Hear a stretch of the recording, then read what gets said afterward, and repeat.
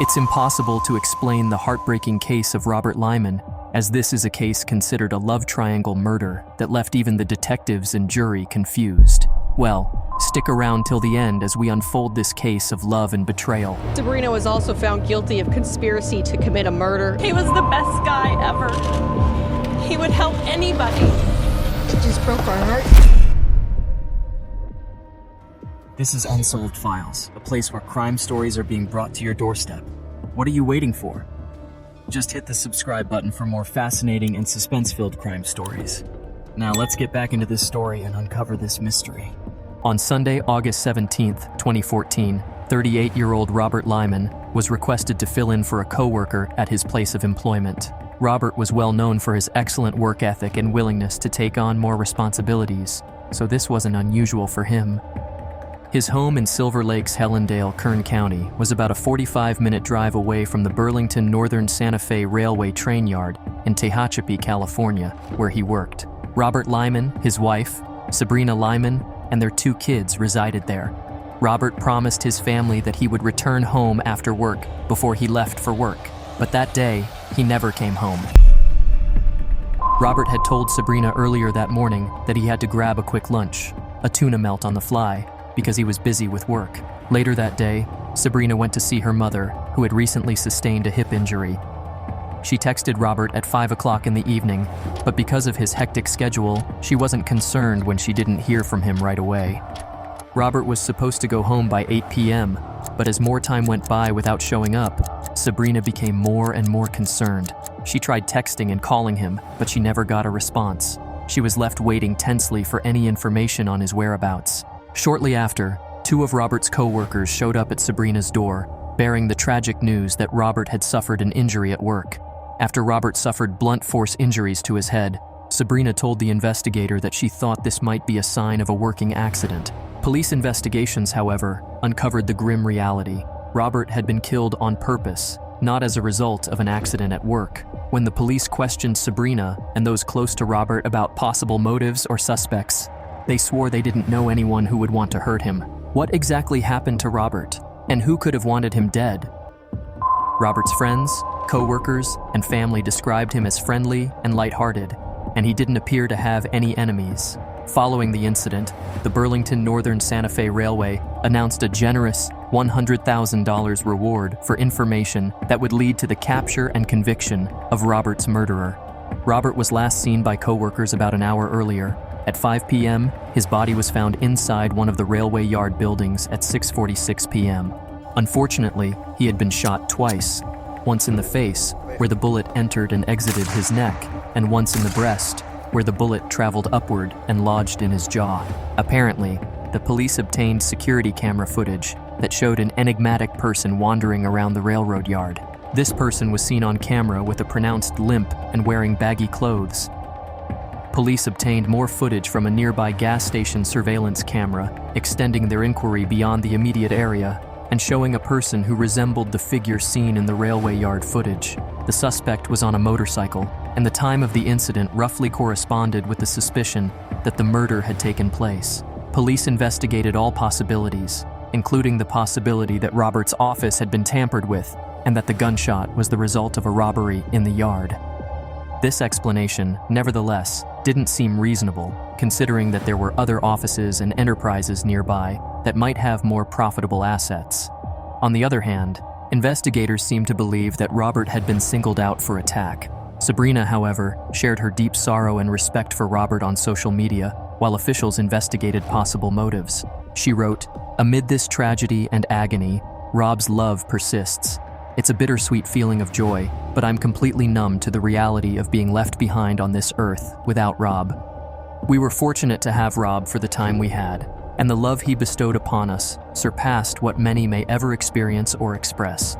I will carry his love with me wherever I tread, and I will make sure our children are reminded of it every day as they mature." The police get a call from Jason Bertine as they continue to investigate Robert's life to find any answers. Robert and Sabrina were known to be close friends with Jason and his wife Kelly, but when the detectives dug deeper, they discovered a more nuanced connection between them. It turned out that they were more than simply buddies. The Limons were active members of a swinger-style group in which couples had sex with each other. Jason's police call had nothing to do with their way of life, notwithstanding this disclosure. Jason asked the authorities to meet with a man called Jonathan Hearn because he was concerned about him. This revelation ultimately made the investigation more difficult. Jason told the police that through work and mutual social gatherings, he had learned of Sabrina's adulterous affair with 24-year-old firefighter Jonathan Hearn. Though Jason confronted Jonathan and begged him to end the affair, his threats were antagonistic, and as a result, Sabrina and Jonathan carried on their romance. Jason claimed that during their first encounter, he became quite upset and used a combative approach to convey his disapproval. Jason's wife, Kelly, also related how she saw Jonathan drop by Sabrina's house soon after Robert was killed, carrying a meaningful flower that was particularly mentioned as Sabrina's favorite. Notably, after Robert's passing, Jonathan texted Jason repeatedly. Jason found this strange and called the police as a result. Jonathan was primarily asking for forgiveness for whatever he believed to be his transgression. Kelly further disclosed that Sabrina gave her a letter that Jonathan had written, complimenting Robert's moral integrity and expressing regret for what he had done. Kelly was uneasy about the scenario because Sabrina seemed to be quite happy with the letter, even though there hadn't been any arrests about Robert's death. Sabrina's response was described by Kelly as follows: "Isn't this sweet? Listen to this. Listen to how sweet Jonathan is." After listening to all Jonathan and Kelly had said, investigators suspected Jonathan and Sabrina of being involved in Robert's demise. They did, however, decide not to tell Sabrina about the affair while the investigation was still going on. Rather, they gently investigated Sabrina's marriage by using Robert's phone, which included graphic pictures of several women, including Sabrina. In response to inquiries regarding potential adultery or an unrestricted marital arrangement, Sabrina vehemently refuted any such arrangement, claiming that she and Robert enjoyed a solid bond. The detectives' suspicions were heightened by Sabrina's denial. If they were in an open and consensual relationship, why would she lie? This disparity made people mistrust Sabrina's sincerity even more and made them wonder what else she might be hiding. Evidence gathered throughout a 3-month investigation verified Sabrina and Jonathan's nearly 2-year affair. The detective came up with a straightforward yet efficient method using wiretaps and strategic planning. As a result, he gave Sabrina misleading information about their research and watched to see if she would tell Jonathan. When Sabrina later disclosed these made-up details, it confirmed the detective's suspicions. A concerning pattern emerged from the tapes of Sabrina's conversations with the investigator. She quickly contacted Jonathan after concluding her talks with the police and revealing all of their chats. These recordings of their talks frequently focused on their mutual confession of love, admission of their transgressions, and fervent prayers for pardon from God. Jonathan said during their conversation, "We've been dirtbags, we've been sinners, we've been selfish, and have sinned." Their exchange was filled with entreaties for heavenly pardon. Law enforcement officers carefully collected information during the investigation by reviewing surveillance footage, following up on tips submitted to the hotline, and recording conversations. Authorities showed Sabrina a better picture of the person seen on the surveillance tape after receiving information that led them to believe the man was a JN with ties to Robert.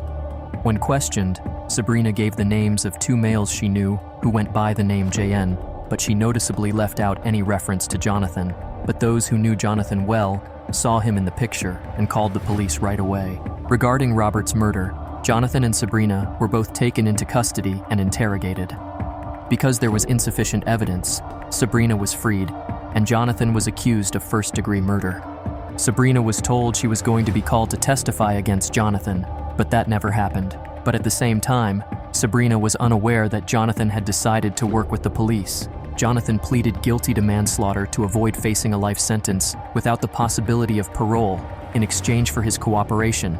After that, he received a sentence of 25 years and 4 months in jail. Jonathan admitted to being responsible for attempted murder, poisoning, voluntary manslaughter with a firearm enhancement, and accessory to murder. Meanwhile, Sabrina entered a not guilty plea to a charge of first-degree murder. The prosecution argued at Sabrina's trial that although Jonathan was the one who shot and killed Robert, Sabrina was also involved in the planning and carrying out of the murder, making her equally guilty. In addition to Jonathan's testimony, the prosecution's Eric Smith reminded the court that Sabrina was implicated by a vast body of evidence, including text messages, wiretapped phone conversations, and her dishonest behavior toward law enforcement. Smith argued that these pieces of evidence demonstrated Sabrina's involvement in helping to facilitate the crime. Details of the lengthy conversation that Jonathan had with Sabrina on the day of Robert's murder were given to the court. Jonathan spoke with Sabrina for 3 hours and 43 minutes throughout 5 conversations. The prosecution also emphasized Sabrina's assistance in giving Jonathan details regarding Robert's whereabouts and work schedule on the day of the incident. The prosecution maintained that Sabrina's yearning for a fresh start with Jonathan was the driving force behind her plot to kill her husband. They claimed that Sabrina planned to kill Robert to wed Jonathan and have him act as a father figure for her kids. Also, the prosecution brought up Sabrina's possible financial benefit, pointing out that she would get $300,000 in life insurance benefits and possibly compensation from Robert's employer because of his death at work. Jonathan became the prosecution's most important witness, giving insightful testimony on the organizing and carrying out of Robert's murder. He told the court that he and Sabrina had concluded that their relationship could only continue if Robert was dead. Their wish was for Jonathan to take on the role of caregiver, aiming to raise the kids in a home where they respect God. Jonathan highlighted their common dedication to their faith throughout his story, stressing their love of God and the Bible. He described the meticulous preparation that went into Robert's murder, saying that over their 2-year affair, he had grown incredibly infatuated with Sabrina, and they were resolved to remove the barrier that her husband presented. Jonathan recounted what happened on August 17, 2014, describing how he got home after working a night shift, spoke with Sabrina about their plans, and then went to the rail yard to carry out the crime. He stated in his testimony that they carefully analyzed the railway complex's layout and came up with plans to evade discovery. Knowing Robert to be a potentially aggressive person, Sabrina advised Jonathan to proceed with caution, realizing that Robert would not give up easily. Jonathan told the court that he had taken his motorcycle to Tehachapi, taken off the license plate, and that he had an .45 caliber handgun in his backpack, along with a change of clothes and a homemade suppressor made out of an enormous Maglite flashlight barrel and engine freeze plugs. When Jonathan arrived at the train yard where Robert worked, Burlington, Northern Santa Fe, he saw Robert in a garage. He said a prayer and then stood between 2 nearby buildings, deciding what to do next. Pretty funny, right? How can he be praying for a successful murder? Then he went into the garage and spoke with Robert for a short while, taking advantage of the fact that Robert was about to stock a refrigerator at the time. With the revolver drawn, Jonathan went up to him and shot him dead.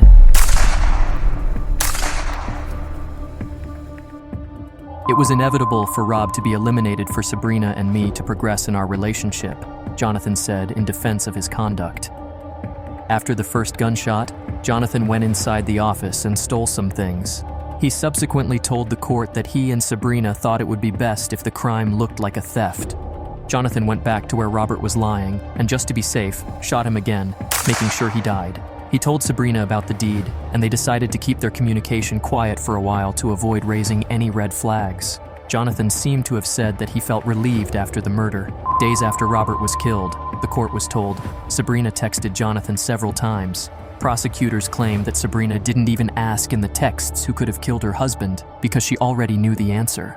Rather, she merely said, "I adore you, Jonathan Hearn, you sexy guy," over and over again to express her love for him.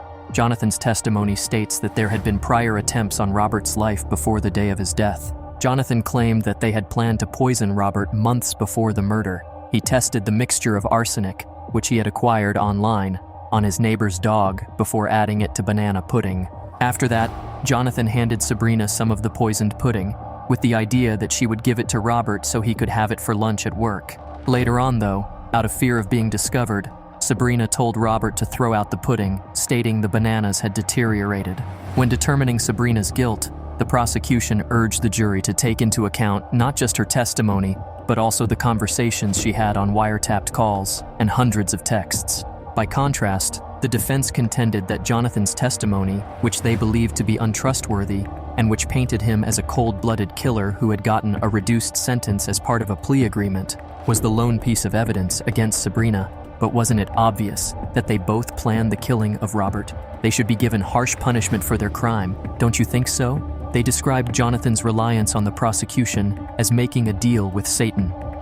During her trial, Sabrina took the stand and admitted to having an affair with Jonathan, but she insisted that she was not aware of his plot to murder her husband. Using a disposable phone, Sabrina communicated with Jonathan on the day of the shooting, giving him information about Robert's work hours and directions to his place of employment. This was disclosed to the jury.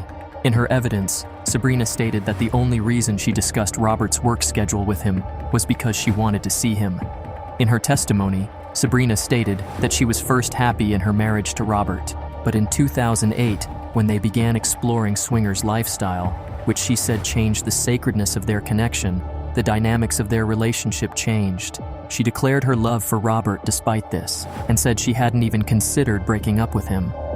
However, the adoption of this lifestyle resulted in a concentration on excessive partying and sexual activities, as well as an increase in alcohol use, straining their relationship. Also, in her testimony, Sabrina disclosed that she worked at Costco as a sample distributor and met Jonathan during a difficult time in her marriage. They were friends at first, but after seeing her a few times at Costco, Jonathan eventually asked to have her phone number. Sabrina told the court that she began to feel a connection with him because he was smart and truly cared about making her feel unique, something she had never experienced before. While still expressing her love for her husband Robert, Sabrina made plans with Jonathan about their shared ambitions, describing the affair as a sort of second life. She made it clear in court that she had never considered hurting her spouse. When her attorney questioned Sabrina about why she had initially told the police that she had no relationship with anybody else, she said it was because she was embarrassed and didn't want her private life to be made public. "There's nothing in there that says, 'Oh, by the way, get rid of my husband for me,'" the attorney said, highlighting the recorded talks and texts and claiming there was no proof Sabrina was aware of Jonathan's plot to kill Robert. Meanwhile, the two children of Sabrina pleaded with the court not to take them away from their mother. The jury decided in less than 6 hours of deliberation. What do you think would be Sabrina's judgment? A life sentence or what? Well, let's hear what the jury placed on her before concluding. Sabrina was convicted of first-degree murder, planning to commit murder, soliciting murder, and accessory after the fact. Despite being charged with attempted murder and poisoning, she was acquitted in the pudding incident. Sabrina received a sentence of 25 years to life in jail and an extra 16 months of consecutive imprisonment, despite her family's backing, especially her cousin, who criticized the finding as unjust and questioned the authenticity of Jonathan's testimony. The jury's conclusion was based on a comprehensive analysis of all evidence provided, including Jonathan's testimony and recordings. What do you think of this case? Is it just about the love triangle or an act of jealousy and selfishness? Share your opinion in the comment section below. Have you seen the twisted case with no clues or evidence? Check out our previous video.